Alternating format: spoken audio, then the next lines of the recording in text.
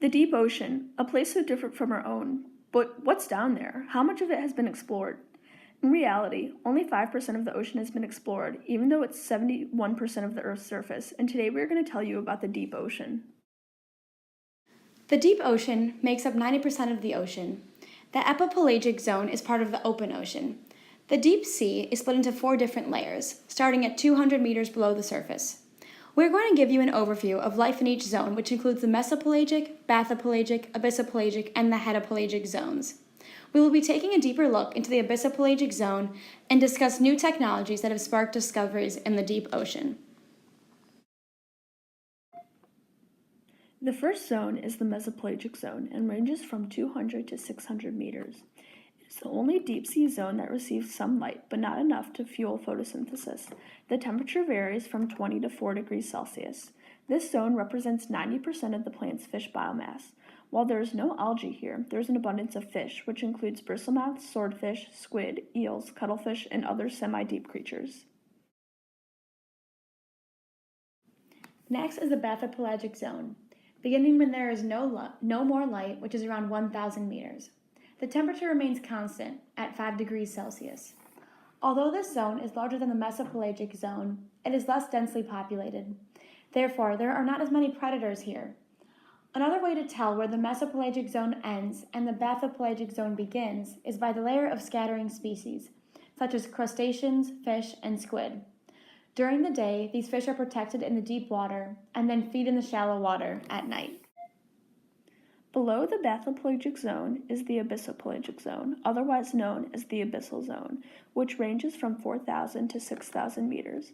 Here there is a spike in biomass. Join us as we take a deeper look into this mysterious zone.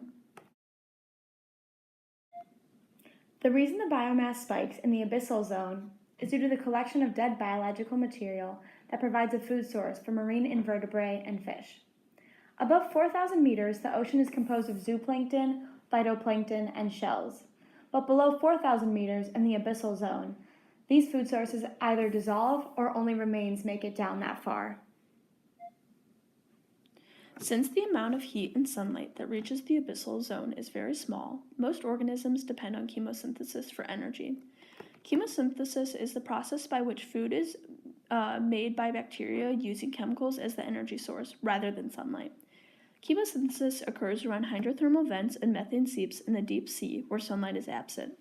The anglerfish is an example of a species that uses chemosynthesis.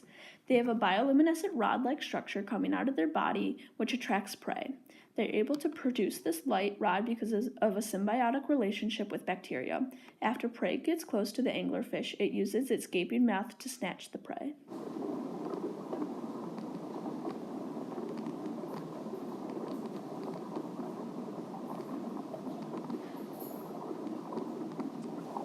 Not all species depend on chemosynthesis. Other animals that live on the seafloor depend on particles and decaying matter floating down from the shallower ocean.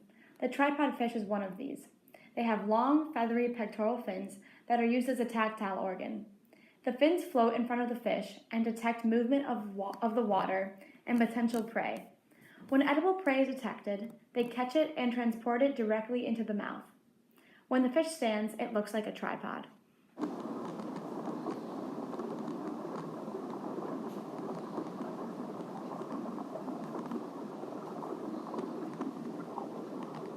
The deepest part of the ocean is the hadopelagic zone. It encompasses anywhere deeper than 6,000 meters. This equates to over 4 miles under the surface. The extreme pressure makes it humanity's least explored place. More people have been to the moon than the hadopelagic zone. It lies within oceanic trenches, and the low nutrient level, extreme pressure, and the lack of sunlight create hostile living conditions in which few species are able to exist.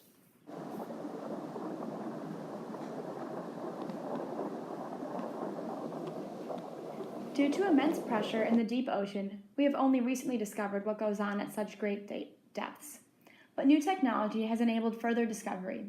One example is a fluorescent detecting camera.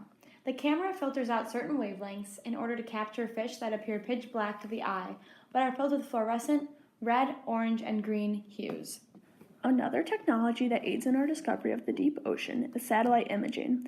Scientists send satellites into orbit that can measure the peaks and valleys deep in the ocean. The satellite calculates the time for radar pulses to bounce back, giving us an estimation of the depths in the ocean floor.